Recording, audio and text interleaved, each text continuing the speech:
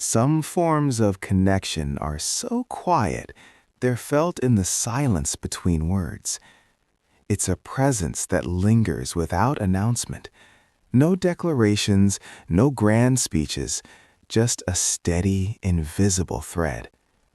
Maybe it's someone whose orbit always circles back to yours, someone attuned to your frequency from across the room. Their bond isn't spoken, it's demonstrated. And once you learn to read these subtle signals, you'll discover a profound truth. An emotional anchor has already been set, long before you realize the depth of the waters you're both in. Sign 1. They archive the tiny, forgotten pieces of you. This moment isn't flashy. It doesn't arrive with fanfare. It looks nothing like a typical declaration. You share a thought in passing, a minor fear, a childhood memory, a song you liked once and forgot. Months later, they reference it, casually, naturally, and you're left stunned. How could they possibly hold on to that? Psychology tells us this is no accident. Our minds are masters of filtration. We discard the majority of what we hear. Conversations evaporate, facts blur. So when someone preserves the minutia of your life, it's because your existence carries a specific gravity in their mental world. Here's the mechanism at work. Deep emotional interest flags data related to you as vital. It's not stored as simple information, but encoded with feeling. You might think they're just a good listener, but interest without a deeper pull is fleeting. True connection transforms hearing into holding. Consider this. They don't just recall your stated facts. They map your unspoken patterns. The way your eyes soften when you're remembering something happy. The specific sigh you make when you're frustrated but trying to hide it. This means they're not merely hearing your speech. They are reading your story. And we only study what we subconsciously value. The details we keep are the people we're afraid to lose. This is why they can sometimes offer the perfect comfort, even when you've given no direct request. They remember chapters you didn't know you'd published. That's because when you spoke, you were simply expressing. But when they listened, they were committing. Their emotional memory was engaged. Psychologists refer to this as depth of processing. When data is intertwined with significance, it sticks. So if someone catalogs your trivialities, the fragments others overlook, you have taken up permanent residence in the architecture of their mind. Sign 2. They mirror your emotional weather before you name the storm. There exists a synchronicity that bypasses language. You haven't said you're anxious, but they detect the tension in your shoulders.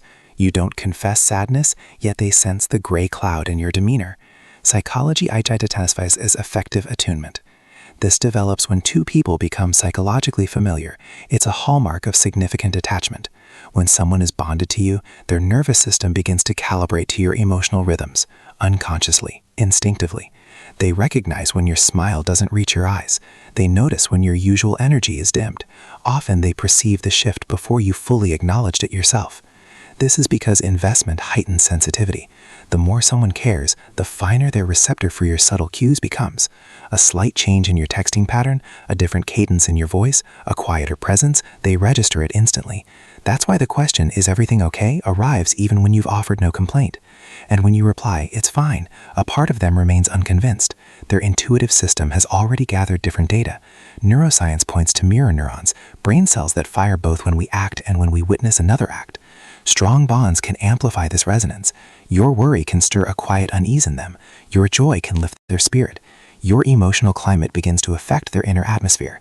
This isn't performative. A passing interest may heed your words. A genuine attachment heeds your heart's frequency. That's why if you withdraw emotionally, they experience a sense of disruption, even without a clear reason. They perceive the growing space. They feel the cooling temperature. And often they'll seek to gently close that gap, not with drama, but with a quiet, steady presence, a check-in, a shared meme, a simple thinking of you. Because when someone is attached, your inner peace contributes to theirs. If you are off balance, they feel the tilt. To be felt without speaking is to be truly seen. Sign 3.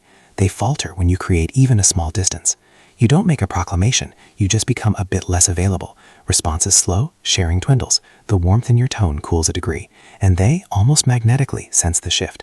not because you declared it, but because for an attached person, emotional space echoes loudly. Psychology frames this through attachment theory. When a person's sense of security is linked to another, any fluctuation in closeness triggers an internal alert. To the outside world, nothing has changed. To them, the emotional ground has shifted. They may not directly challenge you. Instead, you'll see indirect signals, more frequent low-stakes contact, a slight increase in just checking in messages. This reaction isn't about possession, it's about preservation of a crucial bond.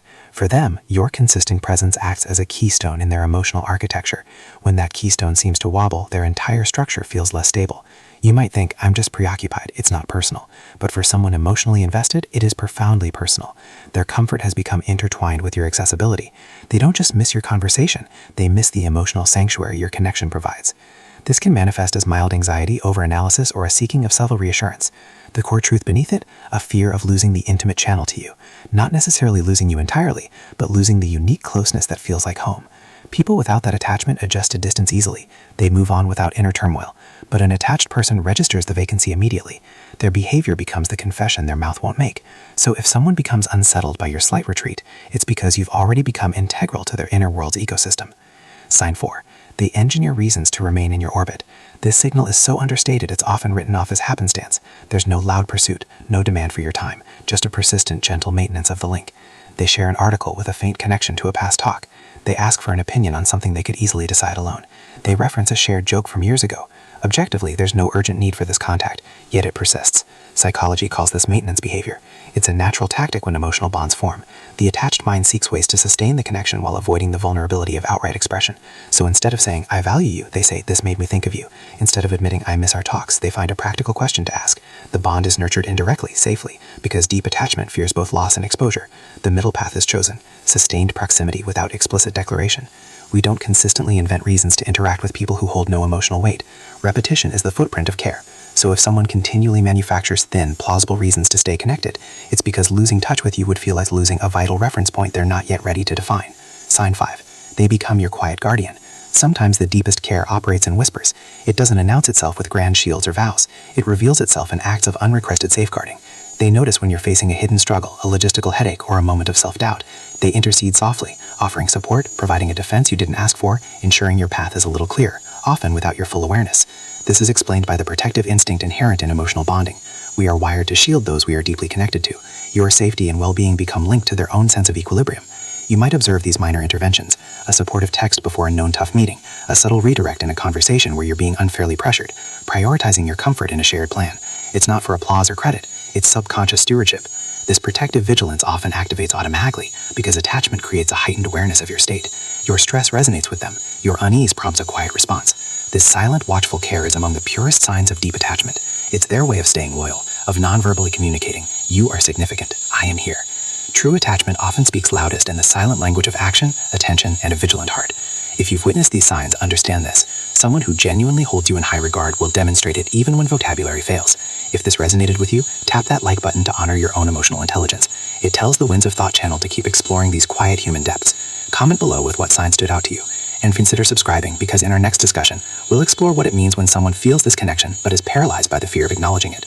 Your perceptions are valid, and understanding these invisible threads is key to navigating the profound landscape of human relationships.